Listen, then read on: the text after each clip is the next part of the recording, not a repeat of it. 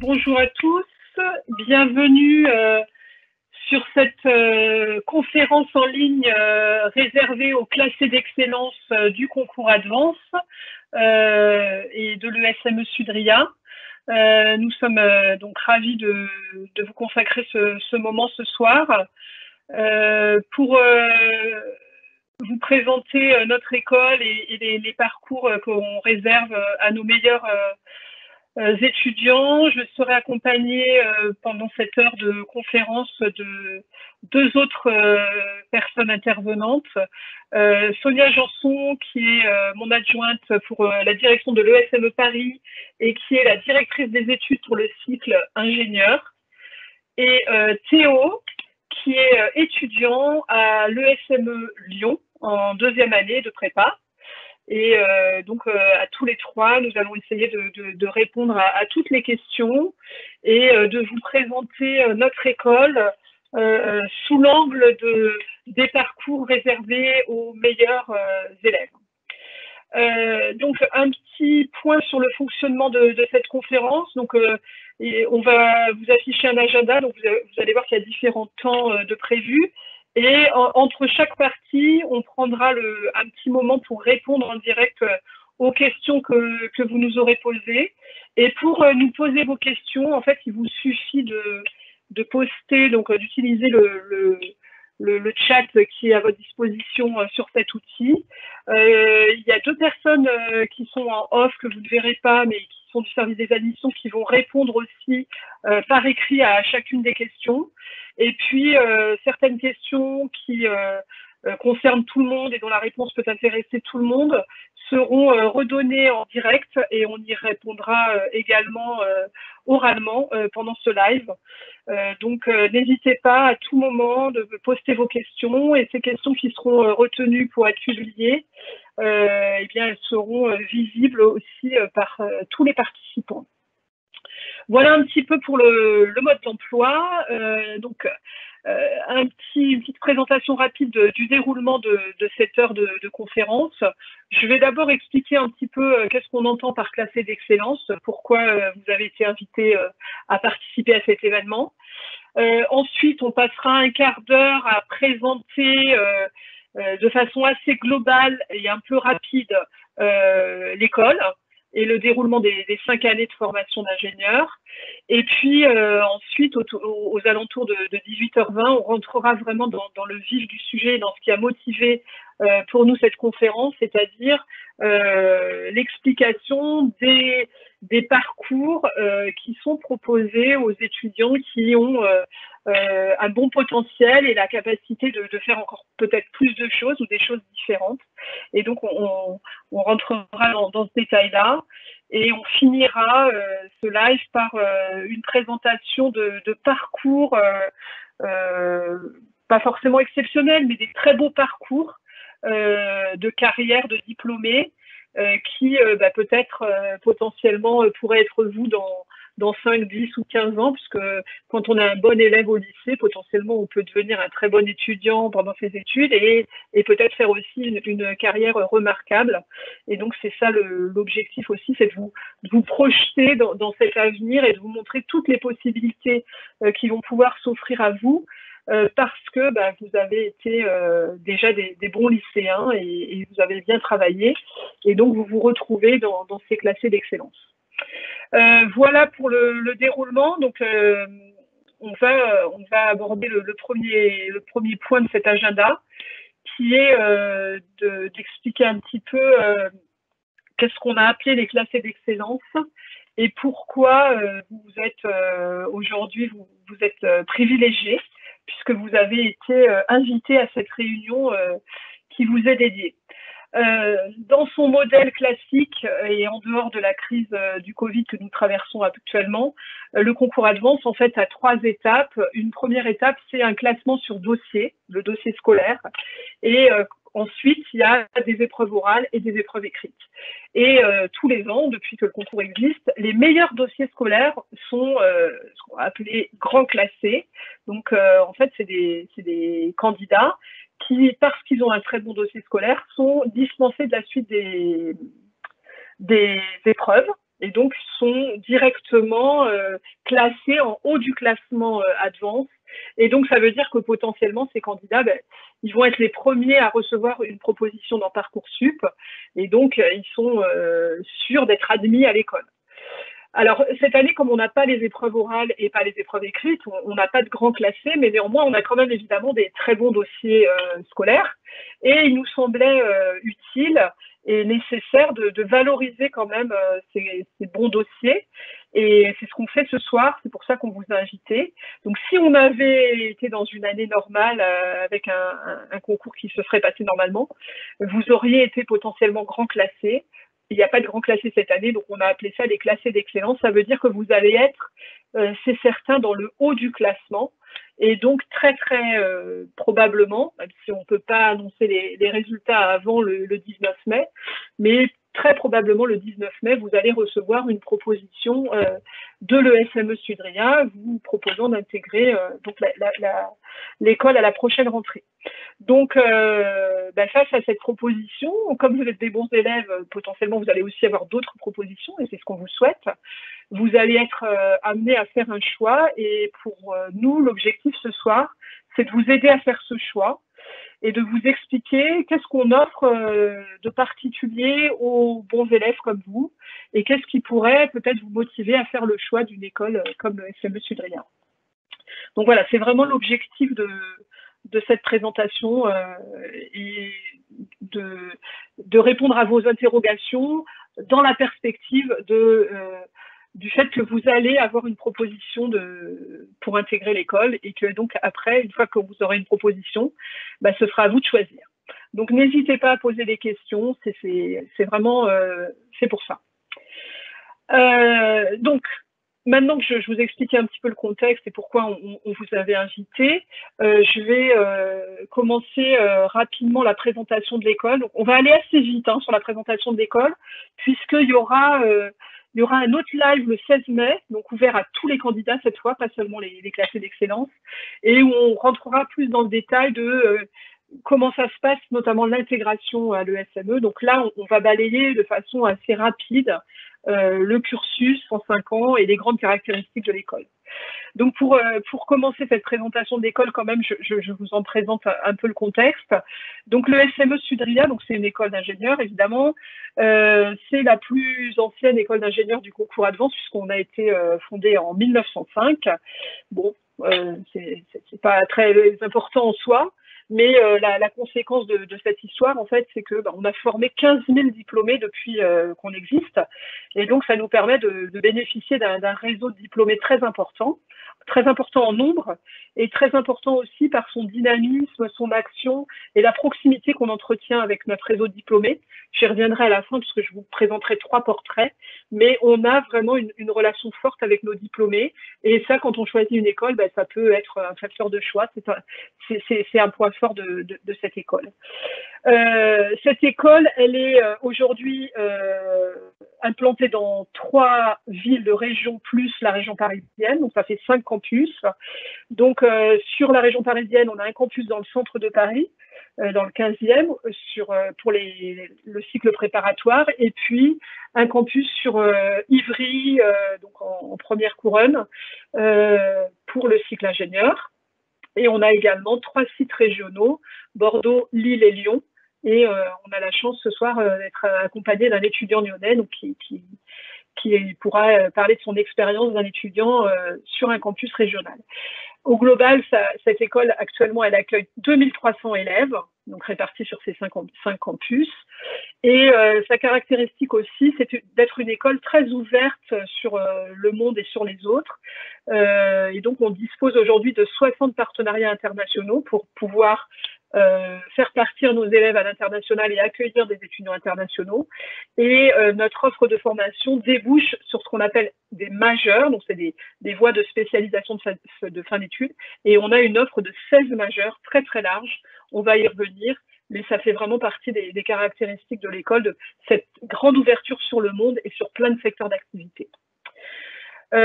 Voilà, avant de passer un petit peu en revue le déroulement des 5 ans, je voudrais aussi donner une précision sur 2 grandes caractéristiques de l'école. des points qui nous tiennent vraiment à cœur dans la conception et dans l'offre de formation, ce à quoi on va toujours veiller. Deux points principaux, c'est d'offrir une formation qui va vous permettre de multiplier les expériences, donc vraiment d'apprendre dans des modalités différentes, parfois seul, parfois en petit groupe, parfois en grand groupe, parfois en projet, quand on est en stage en entreprise. Voilà, vraiment de multiplier les expériences et les modalités pédagogiques et les rencontres avec les gens, de multiplier la possibilité de faire des nouveaux projets, de s'investir dans la vie associative. Voilà, donc on pense qu'à travers toutes ces expériences, on forme des ingénieurs ouverts aux autres, capables de travailler avec des gens différents, de cultures différentes, de métiers différents. Donc vous allez voir que ça, c'est très important pour nous et vous allez le ressentir quand on va détailler un petit peu la formation. Et donc, la deuxième caractéristique, c'est justement cette ouverture. Donc une ouverture notamment vers d'autres métiers. Donc, vous allez voir qu'il y a plein de croisements, plein de possibilités de faire des doubles compétences, doubles formations, de travailler avec des gens qui apprennent d'autres choses dans d'autres contextes. Et notamment quand on a un bon potentiel et qu'on peut exploiter toutes les possibilités, eh bien on va pouvoir faire ingénieur designer, ingénieur manager, ou de la recherche, ou créer son entreprise, ou repartir à l'international. Donc voilà, tout ça c'est vraiment notre caractéristique, nos points forts de la multiplication des expériences et l'ouverture aux autres. Voilà pour la présentation générale de l'école et de la manière dont elle est organisée. Je vais laisser donc maintenant la parole à Sonia Janson, donc directrice des études du cycle ingénieur, qui va vous présenter le déroulement des 5 ans. Micro. Oui, excusez-moi. Bonjour à tous, très heureuse donc d'être avec vous sur le live aujourd'hui. Bien, donc du coup, je vous propose donc de voir avec vous comment se déroule donc cette formation d'ingénieur sur 5 ans. Donc vous avez évidemment donc un socle préparatoire voilà, de 2 ans, suivi d'un socle commun. Ce qu'on appelle le socle commun, c'est le tronc commun, qui confère donc le caractère pluridisciplinaire de la formation pour tous nos ingénieurs. Pendant ces années de prépa et cette année de socle commun, les élèves pourront explorer des parcours d'ouverture, voilà, pour choisir leur futur secteur d'activité, leur future spécialité au fur et à mesure des années. Le second cycle ou la seconde partie du cycle ingénieur démarre par une semestrialisation donc internationale, donc un semestre à l'étranger chez un de nos 60 partenaires internationaux. Et puis au retour de cette expérience à l'étranger, nous entamons le cycle de professionnalisation, donc dans une des 16 majeures de l'ESME. Donc voilà pour le déroulé, donc le grand cheminement des 5 ans à l'ESME. Sur les parcours d'ouverture, qui se transforment en parcours d'excellence en première année d'ingé à l'issue des 2 années de classe préparatoire. Donc c'est vraiment la possibilité de découvrir finalement les différents domaines de l'ESME à travers donc des enseignements qui vont être liés à un de ces 6 parcours que sont donc l'innovation, l'ingénieur designer, donc avec une collaboration avec une autre école qui est IARTSUP, un parcours qui est plus orienté donc sur l'international avec un enseignement complètement fait en langue anglaise, un parcours dédié au domaine de la santé, donc sur les biotechnologies et santé, fait en partenariat avec une autre école d'ingénieurs qui est Subbiotech. Et puis, donc, un parcours sur les énergies, l'environnement, et enfin, pour les étudiants qui souhaitent voilà, explorer le monde du management, un parcours dédié donc, aux ingénieurs managers, donc en collaboration avec l'ISG.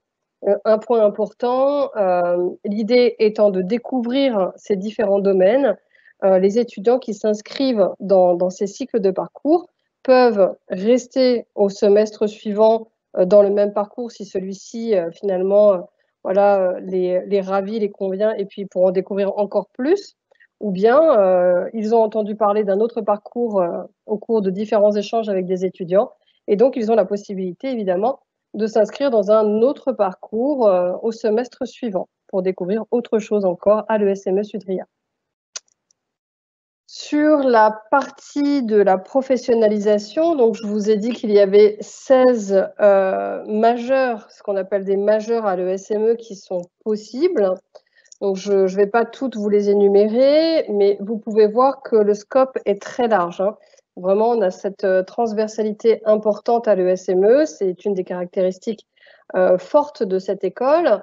Vous voyez qu'on passe de ce qui est lié à la mécatronique, la robotique, au design, aux énergies ou encore à la cybersécurité, à des parcours, à des majeurs qui sont liés à d'autres écoles, toujours Subbiotech ou l'ISG, voilà, dans le domaine de la santé pour Subbiotech, et avec l'ISG, un double cursus qui donne accès à un double diplôme en tant qu'ingénieur manager. Voilà, et d'autres possibilités dont on discutera encore après sur les différents parcours, les différents cursus possibles au-delà de ces 16 majeurs à l'ESME. Enfin, pour juste vous donner un petit aperçu finalement de ce que peuvent donner les projets à l'ESME. Tous les ans, les élèves de dernière année font ce qu'on appelle les projets de fin d'études en trinôme sur donc toute leur année scolaire de dernière année dans les différents domaines. Et donc, on vous propose de regarder en images, voilà, un petit extrait de ce que peuvent donner ces projets. Vidéo, pas vidéo. Alors, en attendant que la vidéo arrive, peut-être,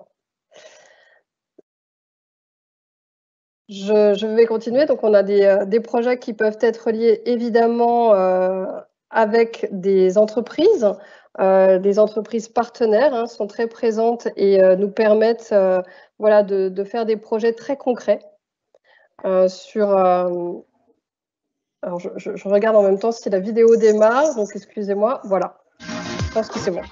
L'ESME Speed, c'est l'exhibition des meilleurs projets de nos étudiants de dernière année qui clôturent aujourd'hui leurs projets de fin d'études. C'est aussi donc de montrer et aux étudiants de 4e année, 3e année, ce que font leurs pairs en 5e année pour qu'ils voient un petit peu les compétences qu'il y a abordées sur les spécialités de l'ESME.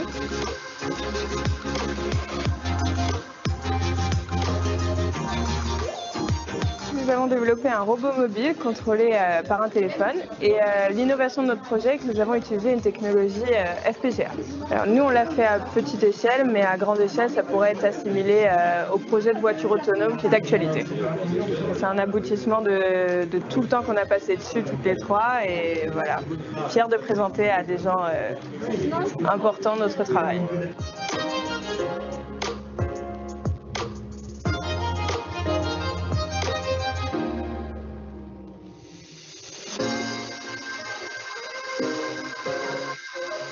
Ce projet est un drone qui est contrôlé via la 4G et permettrait au service d'urgence de pouvoir analyser la situation avant même d'arriver. De nos jours, un ingénieur ne peut pas travailler tout seul dans son salon. Il est obligé de travailler avec d'autres ingénieurs ou même d'autres professionnels. Comme on est apprenti, on travaille déjà dans nos entreprises respectives et c'est ce qu'on apprend là-bas, à être de vrais professionnels et à agir comme tels.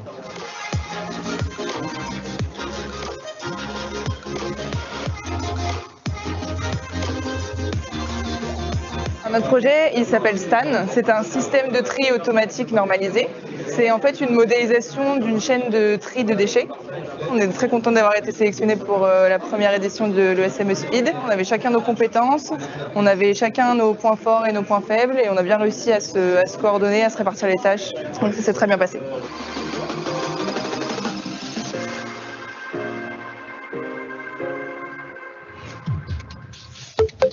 Voilà.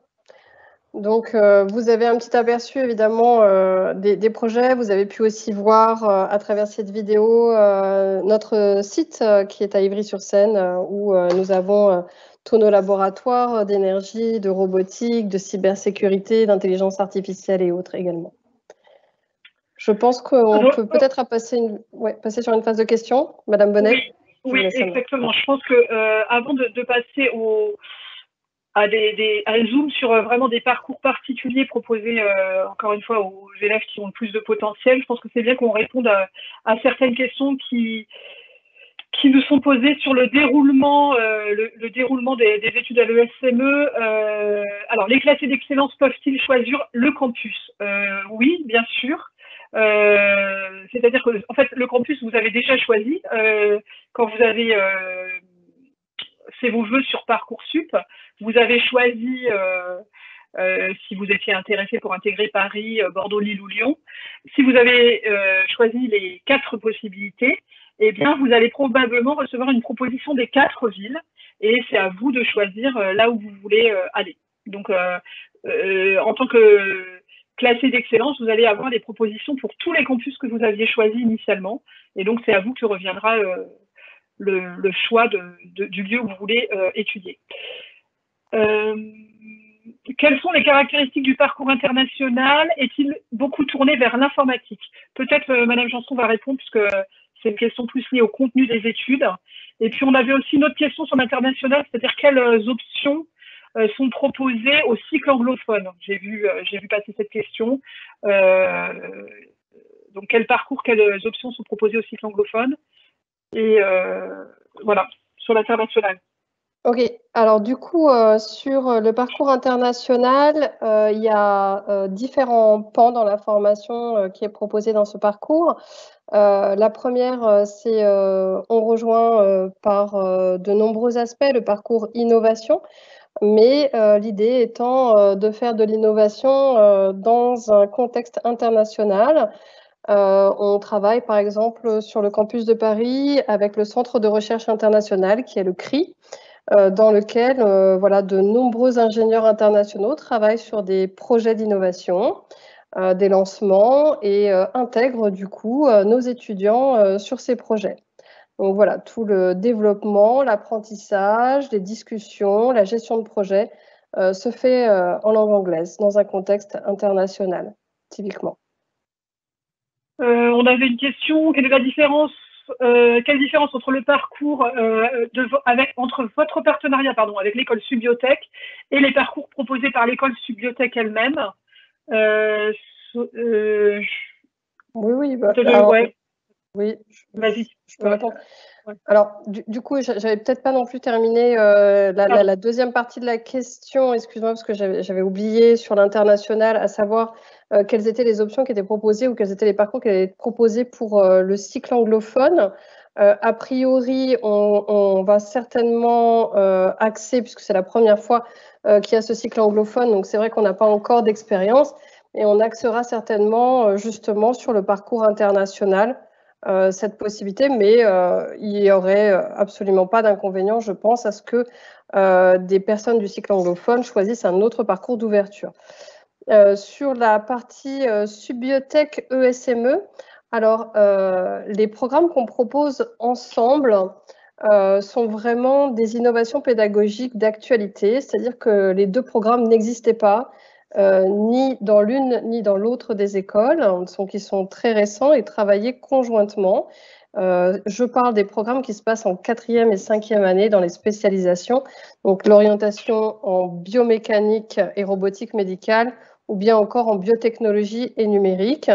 Dans ces deux majeures qui ont été donc co-construites, co-conçues, on a des élèves de l'ESME et des élèves de Subiotech, des enseignants des deux écoles, voilà, qui vont partager ces deux spécialités.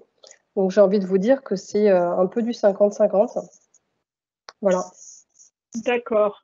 Est-il possible de changer de campus en fonction des années? C'est possible, voilà. Alors déjà, il y a les 2 dernières années, enfin la moitié de la 4e année et la moitié de la 5e année doivent se faire sur le site d'Ivry-sur-Seine.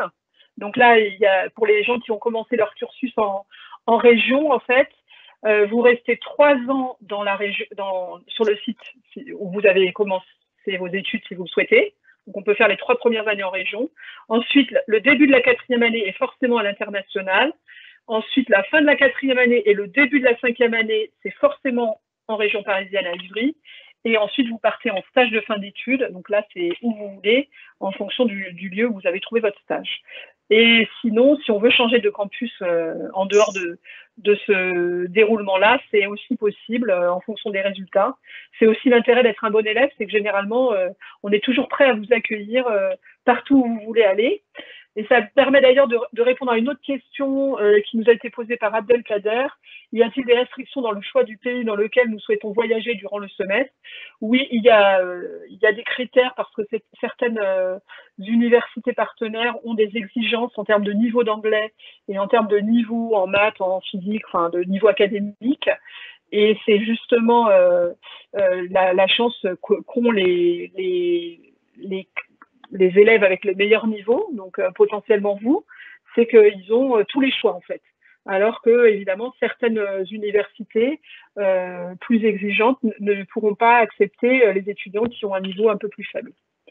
Donc je dirais que si vous avez été invité à ce live, a priori, et que vous continuez à bien travailler en intégrant l'école, a priori, vous aurez toutes les possibilités de choix au niveau de l'international. Pour ne pas prendre trop de retard sur le déroulement, et on reviendra, il y aura encore des phases de questions-réponses, je vous propose de passer au point suivant et justement de rentrer un petit peu plus dans l'objet de ce live et de vous détailler voilà, les possibilités offertes aux meilleurs élèves. Et ce qu'on peut faire quand on est un bon élève et qu'on intègre le SME Sudria dès la première année en cycle de prépa intégré. Et donc, plutôt que voilà, de faire une présentation classique, on a demandé à Théo Grunberg, qui est étudiant donc, à l'ESME Lyon, de témoigner, de lui comment ça se passe pour lui. Donc c'est un bon étudiant, vous avez compris, si on le fait témoigner, c'est que c'est un étudiant qui a des très bons résultats et qui a l'air assez heureux à l'ESME Lyon. Donc il va nous expliquer voilà, comment il réalise ses projets et pourquoi il a fait ce choix, alors qu'il en avait peut-être, et il en a sûrement d'autres, d'intégrer l'ESME Lyon.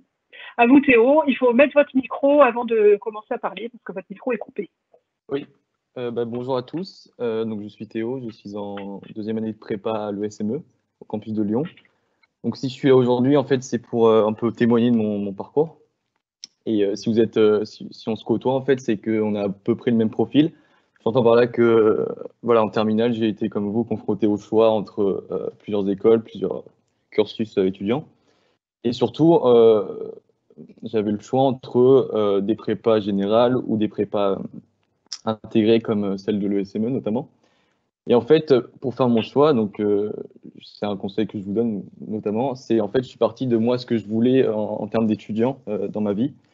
Et en fait, je voulais donc faire des études d'ingénieur, me stimuler dans le travail, parce que voilà, dès le lycée, j'aimais beaucoup les matières scientifiques, donc je voulais poursuivre cette motivation, mais aussi ne pas mettre de côté ma vie personnelle, parce que moi, j'aime beaucoup l'aspect associatif, je fais du sport, j'aime la musique, et voilà, dans une prépa générale, j'aurais pas eu la possibilité en fait de m'épanouir dans ces deux domaines, donc scolaire et personnel.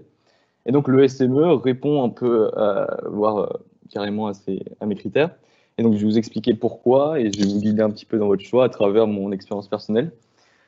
Donc d'un point de vue scolaire, comme vous, comme la plupart, j'ai acquis une méthode de travail durant le lycée que je peux continuer à améliorer durant mon cursus. Et le SME vraiment me permet de développer ces compétences scolaires à travers des projets notamment. En fait, on se met à la place d'un ingénieur dès la première année. à travers des projets, donc à travers les parcours de découverte, comme vous l'expliquez. Donc moi, je suis en parcours énergie, donc j'ai choisi en première année et que je suis toujours, parce que c'est un domaine qui me plaît. Et donc on fait voilà, des projets autour de ça, et on se met dans la peau d'un ingénieur, comment l'ingénieur de demain va pouvoir contribuer à un monde plus propre et au monde de demain surtout. Et donc voilà, dès la première année, on est plongé dans des projets. On a aussi du travail personnel qui stimule aussi la motivation, donc à travers du travail régulier, des DS réguliers. Donc voilà, je ne perds pas cet aspect que j'aime, donc les sciences. Et voilà, le SME me permet voilà, de développer mes compétences scientifiques. Et en ayant voilà, quelques, bon, c'est un peu se vanter, mais quelques facilités dans le travail que j'ai acquis au lycée, ça me permet de faire des choses extrascolaires qui changent du cursus qu'on peut connaître classique. C'est-à-dire que voilà, on nous propose par exemple, un exemple concret, des Olympiades en fait. C'est un championnat qu'on fait entre étudiants dès la première année qui confronte toutes les promos. On est des équipes de 2 ou 3. Nous, l'année dernière, on était une équipe de 2 et on s'affrontait autour de problèmes mathématiques ou physiques. Donc, ça s'adressait au premier quart à peu près de la promo. Et donc, voilà, ça permettait de développer des compétences qu'on ne fait pas en cours d'habitude, hein, avec les cours magistraux. Et voilà, c'est un raisonnement mathématique et physique différent d'habitude. Et voilà, donc moi, je suis arrivé en finale de ce championnat. Malheureusement, j'ai perdu, mais bon, ça m'a apporté beaucoup de choses en termes de raisonnement scientifique. Et donc voilà, le SME permet de s'épanouir, en fait, c'est ça le mot qu'il faudrait employer, c'est s'épanouir dans la vie scolaire. Voilà, ceux qui aiment travailler travailleront dans plein de façons variées, en fait, c'est ça qui est bien. Et sans laisser de côté, voilà, comme je disais, voilà, l'aspect personnel. Le SME nous permet de développer aussi des compétences extrascolaires, parce que ce qui fait un bon ingénieur, c'est pas seulement quelqu'un qui sait faire des calculs, sinon c'est vrai que les ponts tomberaient, mais c'est aussi quelqu'un qui est ouvert d'esprit, a des compétences sociales différentes que scientifiques.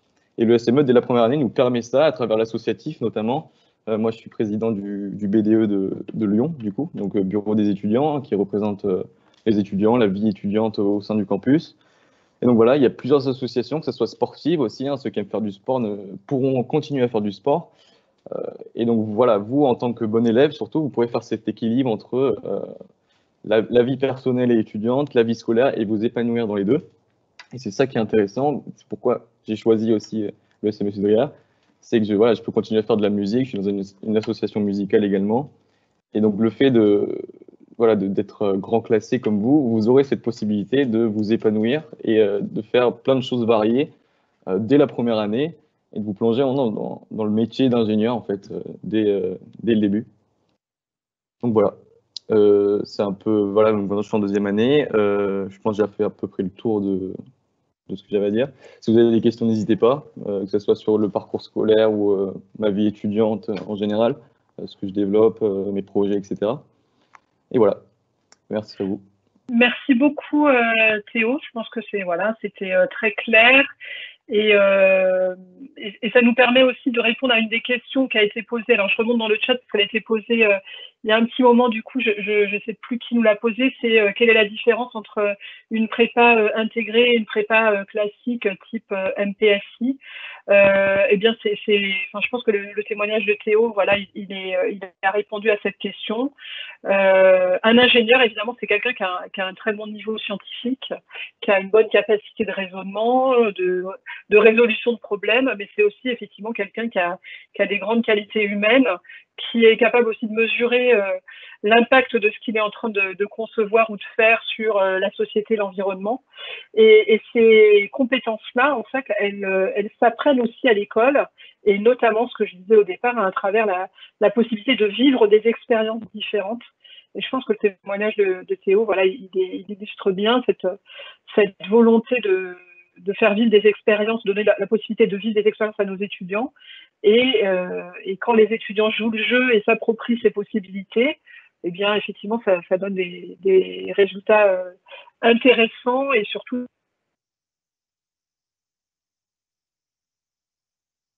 Est-ce que peut-être on va enchaîner juste pour compléter cette partie sur les possibilités offertes aux meilleurs élèves Et puis on a aussi des questions sur le parcours ingénieur-manager, je vois pas mal dans le chat. Donc peut-être Sonia Janson va nous présenter les possibilités offertes aux élèves avec un bon potentiel sur le cycle ingénieur, et on répondra après à toutes ces questions. Micro. Très bien, merci à Madame Bonnet. Alors, donc, pour reprendre les possibilités de nos étudiants donc à haut potentiel, et en particulier sur le cycle ingénieur. Il faut savoir, donc j'ai vu que sur le chat, il y avait pas mal de questions concernant les langues et quelles sont les langues vivantes que l'on peut apprendre à l'ESME. Vous en avez ici quelques exemples, donc au-delà des standards que sont l'espagnol ou l'allemand, évidemment, voilà, il y a des possibilités qui vont avec aussi les destinations à l'international, comme le coréen, le chinois ou le japonais. Donc du coup, ça me permet évidemment de présenter donc quelques universités voilà, qui sont très sélectives de par leur renommée, leur classement, donc pour lesquelles nous avons des partenariats et pour lesquels nous envoyons donc des élèves qui voilà, qui poursuivent leur travail et donc qui ont un bon niveau à l'issue de leurs 3 premières années à l'ESME. Donc que ce soit Wollongong en Australie, Heriot-Watt à Édimbourg, ou bien encore Shiboru Institute of Technology au Japon. Voilà, ce sont, pour n'en citer que 3, des universités de très bon niveau sur lesquelles nous envoyons donc des élèves qui ont voilà, un mérite scolaire, un très bon niveau en anglais également, voilà, qui vont pouvoir vraiment se donner donc, dans ces, voilà, aller plus loin en termes de compétences et d'apprentissage sur ce type de destination. Pour poursuivre sur la partie internationale, donc effectivement, il y a la possibilité à l'ESME même voilà, de poursuivre des majeurs donc de 4e et 5e année enseignés à 100% en langue anglaise. Donc les 2 majeurs qui sont proposés sont autour des IoT, des objets connectés donc, et de la cybersécurité. Donc, nous accueillons dans ces classes, au-delà des élèves de l'ESME, des élèves étrangers qui viennent faire un cycle de master à l'ESME Sudria. Donc, ils donnent aussi une diversité de compétences, d'approches, voilà, et qui sont très intéressantes. Pour, à nouveau, toujours aller au-delà dans les possibilités qu'offre l'ESME, c'est poursuivre l'expérience internationale. Donc, on va au-delà du semestre, on souhaite vraiment colorer son CV avec un bagage international important et un double diplôme.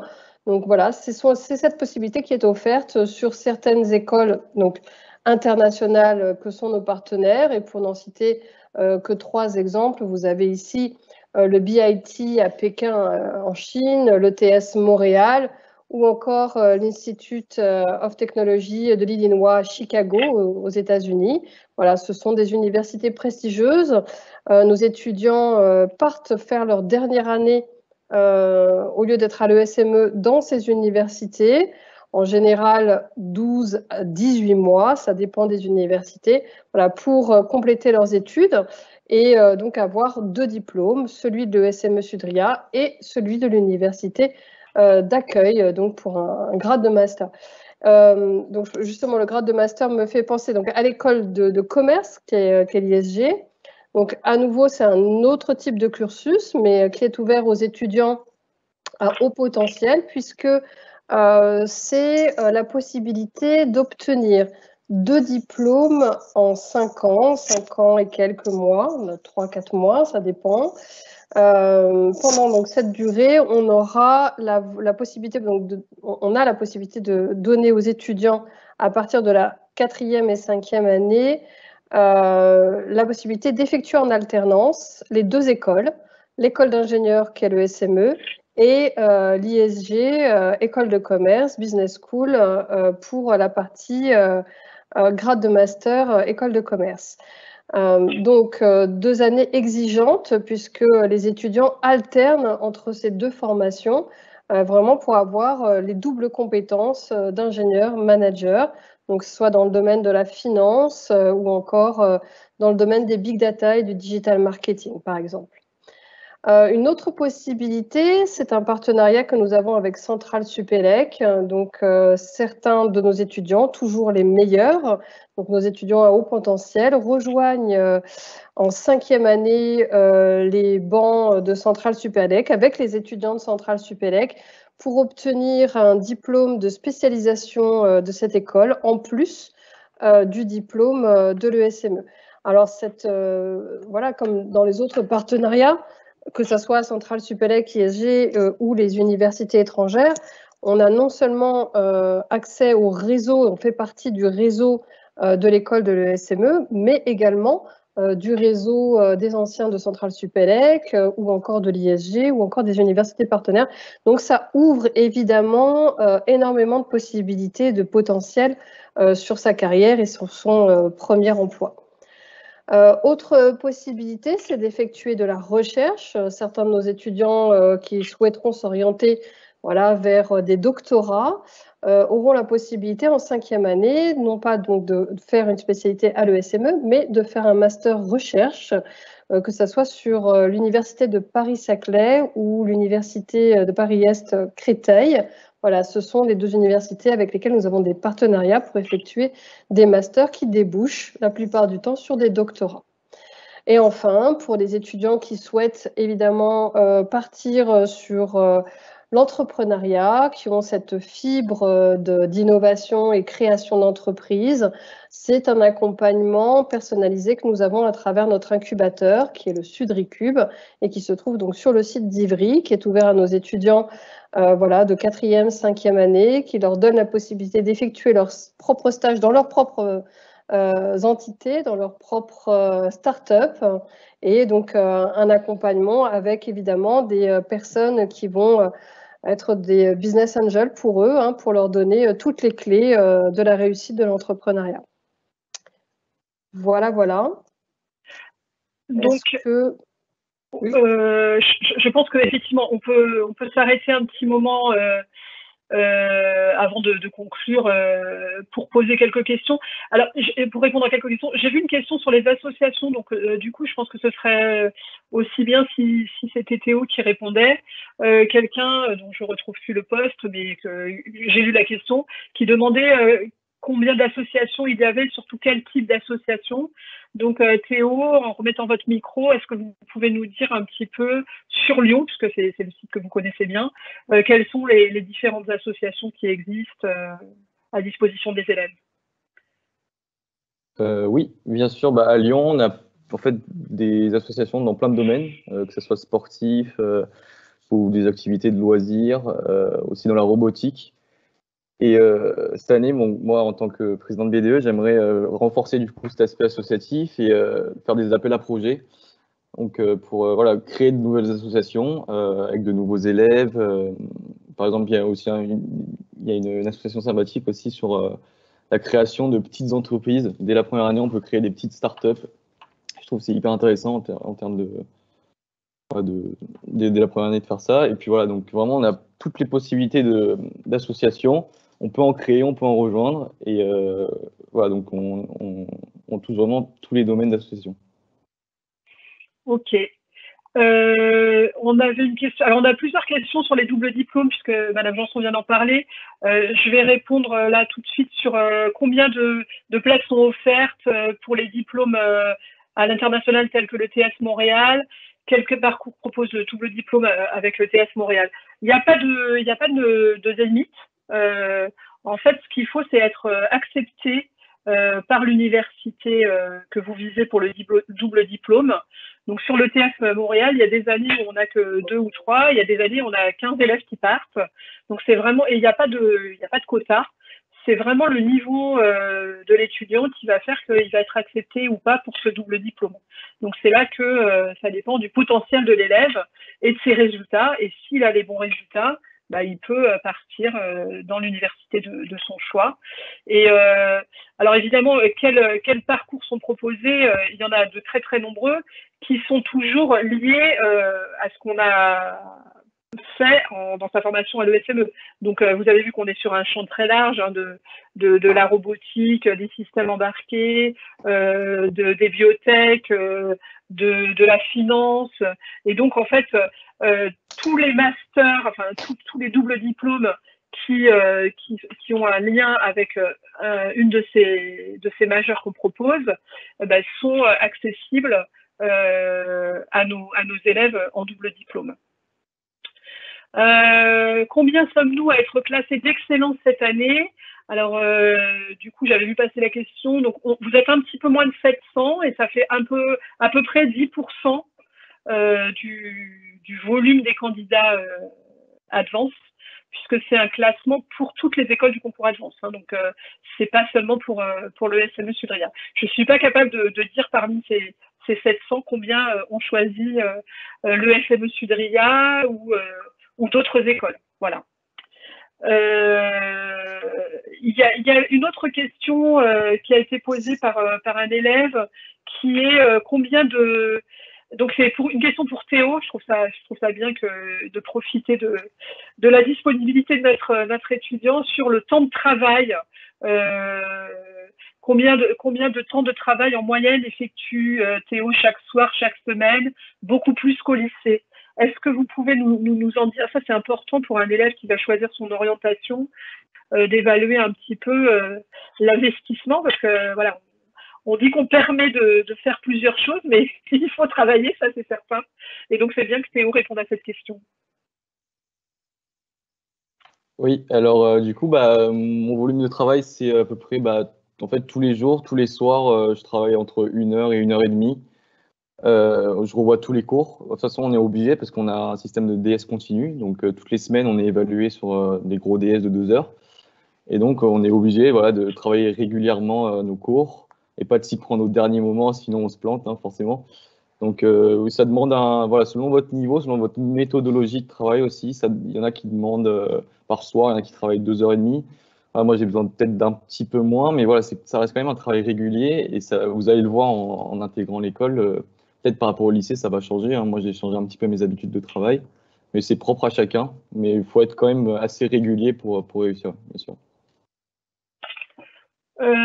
Donc, d'autres questions concernant les doubles diplômes, sont-ils réservés uniquement aux meilleurs élèves?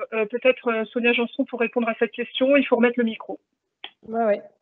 Est-ce qu'ils sont réservés aux meilleurs élèves? Alors, en m'adressant à vous, oui, globalement, ce sont des très bons élèves.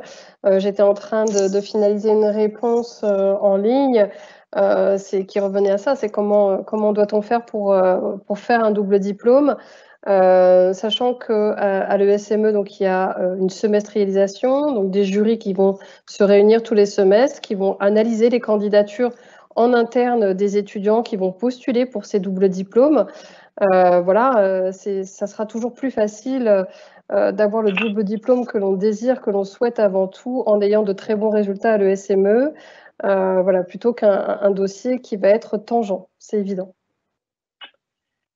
Comment se passe le système de notation, s'il vous plaît? Une autre question postée par quelqu'un qui n'a pas laissé son nom.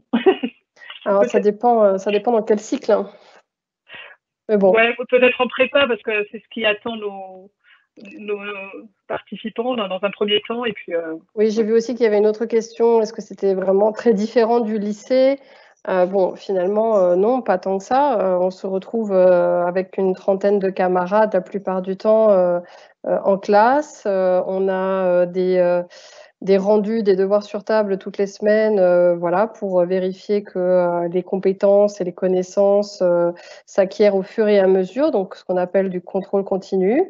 Et puis, chaque fin de semestre est ponctuée par des époques de partiels qui reprennent l'ensemble des compétences du semestre. Voilà. Et donc, une fois qu'on a passé ce contrôle continu et ces partiels, pour passer au semestre suivant, il faut avoir obtenu des moyennes supérieures à 10 et a priori, on passe, tout simplement.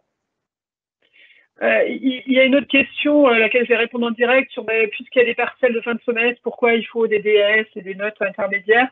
vraiment notre philosophie, c'est vraiment de travailler régulièrement.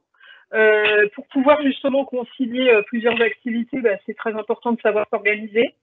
Et donc, apprendre à travailler régulièrement, ça participe à savoir s'organiser et de pas tout concentrer sur une période de partiel. Donc, oui, c'est important aussi pour nous de mettre du contrôle continu et de jalonner l'année de différentes étapes, des rendus de projet. Il y a des périodes aussi où on fait des semaines d'immersion en anglais, par exemple, donc on fait que de l'anglais. Donc, ce que je vous disais au démarrage, l'idée d'alterner les façons de travailler, les modalités, ce qu'on appelle les modalités pédagogiques, et que l'élève s'habitue, s'adapte, change de posture. Voilà, tout ça, ça fait qu'on ne s'ennuie pas et on apprend à s'adapter. C'est quand même une compétence très, très importante pour un ingénieur, et surtout pour un ingénieur qui va être diplômé en 2025 et qui va devoir faire face à un monde qui bouge beaucoup. Donc, il faudra lui-même qu'il soit capable de s'adapter. Pour les doubles diplômes, c'est seulement la 5e année dans l'école choisie ou c'est un processus sur les 5 ans. Peut-être Madame Janson va répondre à cette question. Alors oui, pour les doubles diplômes, je répondais aussi à une question un peu dans la même idée. Donc évidemment, on va vous faire des présentations au bon moment de la formation pour tous les différents doubles diplômes qui sont possibles à travers les partenariats de l'ESME. On demande à ce que nos étudiants candidatent en interne, on fait un jury pour ça et on se réunit pour valider les candidatures de nos étudiants pour tel et tel double diplôme. Et donc, les doubles diplômes, c'est en dernière année, effectivement. Donc, nos étudiants vont postuler pendant qu'ils sont dans leur 4e année pour accéder à un double diplôme en 5e année. Une question pour Théo. Comment les étudiants de l'ESME vivent-ils le confinement ? Alors, je ne sais pas s'ils le vivent tous de la même façon, mais on en a un, donc on va lui demander. Alors, très bonne question. Écoutez, je pense que c'est un peu difficile pour tout le monde, hein. On a la fatigue qui prend le dessus. Mais il faut savoir que nous, en tant qu'étudiants, on a des cours tous les jours. Donc, c'est-à-dire que l'emploi du temps qu'on avait en présentiel est adapté à distance. Donc, tous les matins, cours à 8 h jusqu'à 17-18 h. Donc, j'ai envie de dire, c'est bien, puisque au moins ça me motive et je fais quelque chose de mon confinement. Donc voilà, en plus on est évalué par soit des systèmes de QCM, soit des évaluations en ligne, donc par des petits exos où il faut rédiger, etc. Donc c'est sûr que c'est plus comme avant forcément, mais c'est assez bien adapté à la situation actuelle quand on continue le programme et on est prêt du coup, pour faire des partiels, du coup à distance. Mais ça se passe plutôt bien, je dirais. Bon, pas forcément pour tout le monde, je dirais, mais on s'adapte. Enfin, tout le monde doit s'adapter de toute façon, donc voilà. Alors, on avait une question à laquelle je vais plutôt répondre, même si je vais répondre partiellement, mais quelles sont les mesures prévues par l'ESME quant au Covid-19 à la rentrée 2020 ? Alors, on ne sait pas encore tout exactement comment ça va se passer, mais on se prépare en fait à devoir proposer une formation, enfin de délivrer la formation en ayant toujours les mesures sanitaires à respecter. Donc, avec des classes, avec des effectifs réduits. Donc, il y aura forcément, si c'est le cas, une alternance entre des cours à distance et des cours en présentiel pour que les cours en présentiel soient avec un nombre d'élèves restreint. On est en train de faire les plans de salle et de faire la programmation pour que les élèves alternent entre du distanciel et du présentiel. Et évidemment, pour tout ce qui sera présentiel, eh bien, on va mettre en place toutes les mesures barrières qui sont préconisées par les autorités compétentes, donc auxquelles on s'adapte au fur et à mesure qu'elles apparaissent. Donc là, on est en train de prévoir des sens de circulation pour que les élèves ne se croisent pas, ne stagnent pas à un même endroit. Voilà. Donc, évidemment, on est déjà en train de préparer une rentrée 2020 assez exceptionnelle et qui sera adaptée à cette situation. Mais clairement, le point important, c'est que pour pouvoir délivrer la formation sans perdre de temps et sans diminuer le contenu et en respectant les mesures barrières, mais il y aura une partie des cours qui se feront à distance, mais bon, là on est très bien préparés parce que depuis bientôt 2 mois, on ne fait que des cours à distance et comme le disait Théo, tous les cours ont lieu. On a mis en place des systèmes d'évaluation, donc on sait faire et donc on fera un mix entre. Parce qu'il nous reste 5 minutes, je vais juste parler de la dernière partie de cette présentation, parce que je trouvais ça important, même si évidemment c'est peut-être encore loin pour vous, mais de finir cette conférence par une mise en perspective et montrer aussi que un bon élève au lycée, ça peut devenir un étudiant avec un bon potentiel, donc qui va faire des choix, exigeants au cours de sa scolarité à l'ESME et qui va se saisir de toutes les opportunités qu'on va lui offrir. Et derrière, ça va faire aussi une carrière avec une carrière prestigieuse, je sais pas, mais en tous les cas de haut niveau. Et surtout à l'image de ce que souhaite la personne. Et donc, du coup, on a sélectionné 3 portraits d'anciens parce que, je vous l'ai dit, on a une très grande proximité avec nos diplômés. Alors, on a volontairement choisi des gens qui ont à peu près 10 ans d'écart. Je vais juste dire un petit mot sur chacun d'eux et après, on finira par la diffusion d'un petit film parce que celle du milieu, elle nous a fait l'amabilité d'accepter de faire une interview filmée. Donc, du coup, on vous présentera ce petit film. Donc, un exemple d'une très, très belle réussite de quelqu'un qui était un étudiant à haut potentiel puisqu'il a fini major de sa promotion. C'est Cyril Malargé. Et Cyril Malargé, donc, il a été... Et il est le CEO, donc c'est le grand patron de Soprasteria France. Donc c'est le big boss, donc il est au plus haut de la hiérarchie de Soprasteria. Donc Soprasteria, c'est une très grande entreprise de services aux entreprises, notamment dans le secteur de l'informatique. Et le PDG de Soprasteria France, c'est un diplômé de l'ESME et qui était un bon élève. Hein, encore une fois, il a fini major de sa promo, il a fait un doctorat en suivant et puis après, il a fait sa carrière chez Soprasteria jusqu'à arriver tout en haut de la pyramide. Un autre exemple, celui d'Élodie Dahan. Donc, Élodie, elle est promo 2003. Donc c'est presque 10 ans plus tard. Élodie, elle a un parcours intéressant parce que après le SME, donc elle a saisi l'opportunité de la recherche puisqu'elle a fait un doctorat à l'EPFL, donc l'école polytechnique de Lausanne, et après elle a fait un postdoc à Harvard. Et donc elle s'est lancée dans la recherche. Et puis après quelques années dans la recherche, elle est allée dans la création d'entreprises, donc une autre possibilité. Et elle a créé 2 entreprises. D'abord une entreprise dans le secteur de l'énergie, je pense que c'est ce dont elle parle dans la petite vidéo qu'on va voir. Et puis aujourd'hui, elle est chef d'entreprise, elle a monté une entreprise toujours en Suisse et dans le secteur de la santé. Et puis un dernier exemple plus récent, puisque c'est Julien Buteau qui est sorti en 2014. Et Julien, on le connaît bien parce que voilà, ça fait pas si longtemps qu'il est sorti et du coup, il aime bien revenir à l'école, bien qu'il soit basé lui aussi en Suisse. Donc, il revient régulièrement pour donner des cours et partager son expérience avec les étudiants actuels de l'école.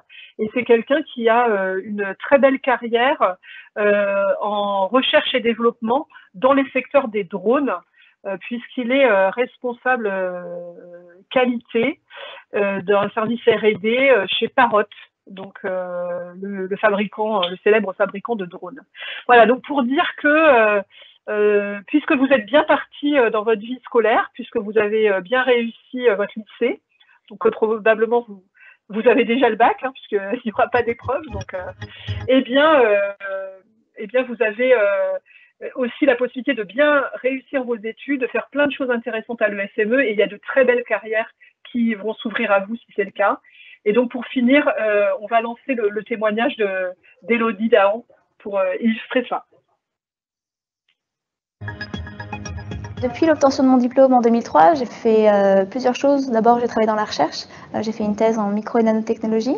J'ai ensuite travaillé en entreprise aux États-Unis, toujours dans les micro et nanotechnologies, pour des applications biomédicales. Et je travaille maintenant en tant qu'entrepreneur dans le domaine de l'énergie.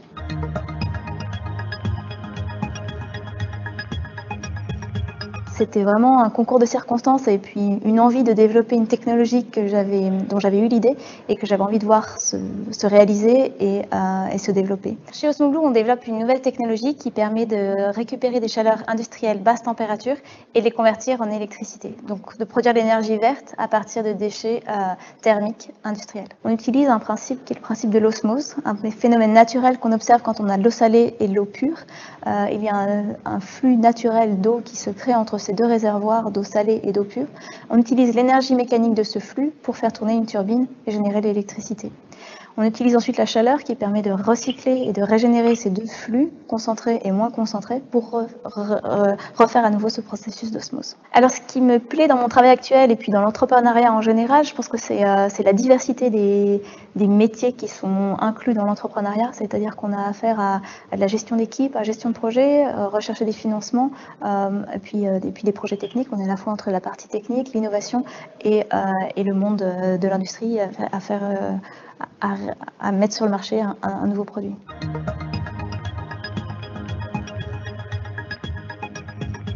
L'ESME Sudria m'a apporté énormément pour ce métier aujourd'hui que je fais d'entrepreneur. Comme je le disais, l'entrepreneuriat, c'est pour moi une diversité des métiers où on travaille sur plusieurs fronts et sur différents domaines à la fois.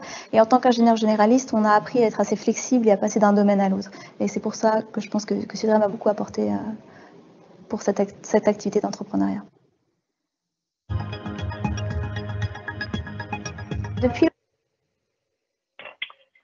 Voilà, donc je vous remercie beaucoup pour votre attention. On a été très nombreux ce soir à participer à ce live. On va continuer à répondre aux questions, hein, donc sur le chat, on va pouvoir continuer à vous répondre. Sachez que on est toujours joignable, même si on est confiné.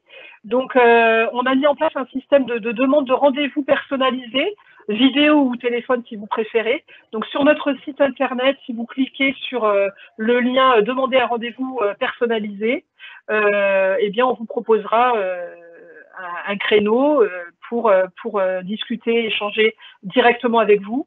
Et puis, je vous donne également rendez-vous si vous voulez plus d'informations, une présentation un peu différente, donc le 16 mai, où on présentera plus le parcours d'un élève et comment on intègre le SME, comment ça se passe, les études et le démarrage des études à l'ESME Sudria. Voilà, je vous souhaite bon courage pour cette période compliquée. Merci beaucoup pour toutes vos questions qui ont alimenté le débat. Merci à Sonia Janson et à Théo pour leur contribution. Je pense que c'était très intéressant, notamment d'avoir un élève qui partage son expérience. Et n'hésitez pas à revenir vers nous si vous avez des questions. Merci, bonsoir.